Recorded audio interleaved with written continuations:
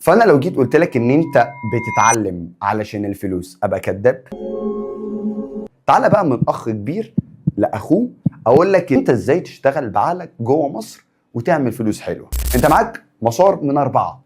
اول مسار يا مستر مسار دنيوي. يعني ايه مستر مسار دنيوي؟ يعني هتخش فاكولتي. يعني ايه مستر فاكولتي؟ يعني كليه معينه.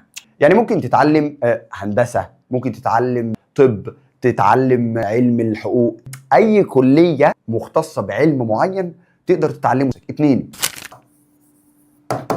لغه لانجوج، تقدر تتعلم بقى انجليش، الماني، ايطالي، روسي، عبري، كل دي لغات تجيب منها فلوس. ثالث مسار وده مسار جميل قوي وناجح، الاونلاين جوبز. انا مستر اونلاين جوبز، وظائف الاونلاين، اي حاجه على الكمبيوتر، مثلا تتعلم برمجه، تتعلم مونتاج، تتعلم ماركتنج، ويب ديفلوبينج، كودينج، الحاجات اللي احنا بنقول عليها عايقه كده وسهله كده، بس هي مش سهله، هي محتاجه دماغ ومحتاجه شغل ومذاكره.